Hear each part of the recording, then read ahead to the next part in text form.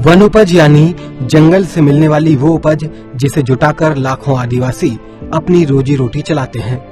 लेकिन इस लॉकडाउन में ओडिशा के देवगढ़ के आदिवासियों के लिए इन वन उपज को बेच पाना असंभव हो गया है और जो बिक भी रहा है उसकी कीमत सरकार से तय कीमत के मुकाबले बेहद मामूली है। कम परिमाण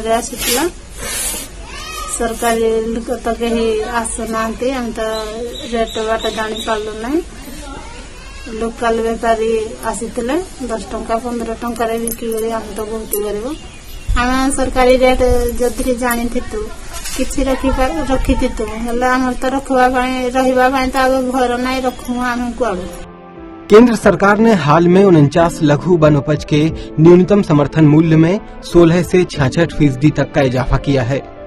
इसमें महुआ, शहद, इमली, तेंदुपत्ता, साल के पत्ते और उसके बीज के साथ साथ दुर्लभ औषधियां भी शामिल हैं। लेकिन हकीकत यह है कि इसके न्यूनतम समर्थन मूल्य या इसके बढ़ोतरी के बारे में ज्यादातर आदिवासियों को कोई जानकारी ही नहीं है। यही वजह है कि महुआ की एमएसपी 30 रुपए प्रति किलो है, लेकिन ये 15 रुपए प्रति किलो पर ही बेच रहे हैं। माउसी और सरकार आपनकर वनजात द्रव्य रेट बढ़ी बोली जानी छन? नहीं जानी। आउ माउसी एबे तो कोरोना भाइरस लगी लॉकडाउन ही गला आउ केंता कले ई टाइम रे आपण माने तो आदिवासी लोक माने चलले केंता करी का आउ जेन 10-15 केजी महुल उन्हें भी बिक्री हेइनी। आज ठानु हमें पता सुनु छु ले इता तो गुड़ार पतर आउ जंगल तो पुड़ी नहीं। जंगल पुड़ी थिले हमके पतर मिलसी आ गुड़ार पतर कम मिलसी। लॉकडाउन थे तो आउ किसी हमें कोई पारवार नहीं। वन उपज के सरकारी भाव के बारे में इन इलाकों में कोई जागरूकता नहीं फैलाई जा रही। भाव नहीं है तो कमाई नहीं है और कमाई नहीं तो राशन नहीं। आमतौर पर इस सीजन में ये आदिवासी वनोपज को बेचकर जीवन यापन करते थे और मानसून के दौरान इस कमाई के जरिए राशन की व्यवस्था करते थे। लेकिन इस बार कमाई न होने से जो राशन मानसून में इस्तेमाल करना था वो अभी ही खाना पड़ रहा है। तो सवाल ये है कि मानसून में ये लोग क्या और कैसे खाएंगे।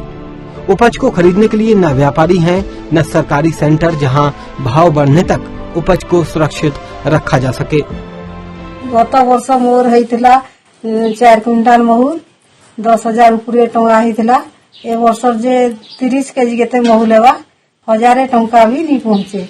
आमर गरीब आदिवासी मनर जंगल जीविका के नेगिरी आमर मुख्य जिनिस एटा के नेगिरी चलू। जेन वर्ष अधिका आसी बाहागर की जेनसी हल बल भी घिनसु हेले महुल मुख्य जिनिस आमर से जिनिसटा नेलेटा आमे केंता चलू। हेले सरकार तो धान मंडी हेले साहाय्य सहयोग करछे चाषी मन के।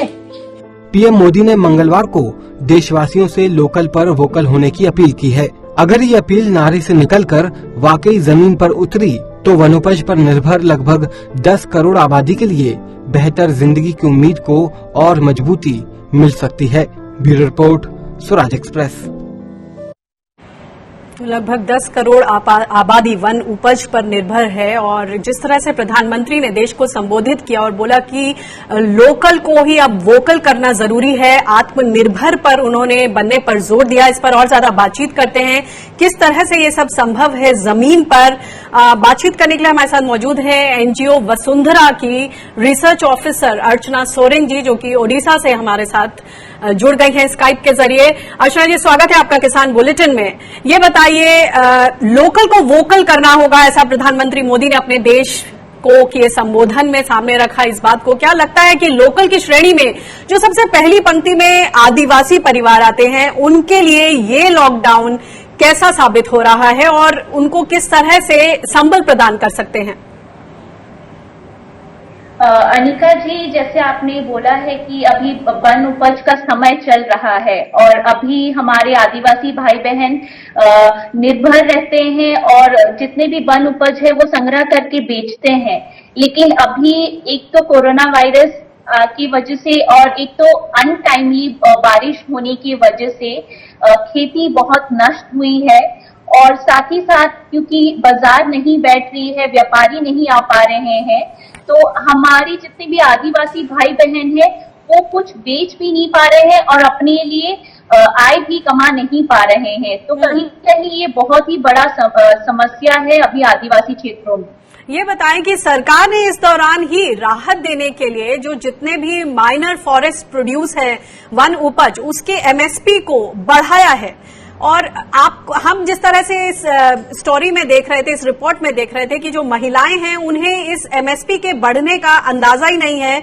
आप किस तरह से इसको देखती हैं, किस तरह से जागरूकता अभियान चलाए जाने चाहिए ग्राम प्रधानों को, और कैसे वो क्या चीजें की जाएं कि इनका शोषण ना हो और उन्हें सही भाव मिल पाए? अनिका जी, हमारा जो वन उपज है तो 10 में से 8 महिलाएं होती है जो वन उपज संग्रह करती है, और ये बहुत ही बड़ा पदक्षेप लिया है हमारे सरकार ने कि एमएसपी का भाव बढ़ा है। लेकिन दुख की बात यह है कि लोगों को पता ही नहीं है। अब जैसे हमने बात की थी हमारे महिलाओं के साथ, तो उन्होंने कहा कि हमें पता ही नहीं है, हमारे पास कोई आके बता भी नहीं रहा है सरकार की तरफ से।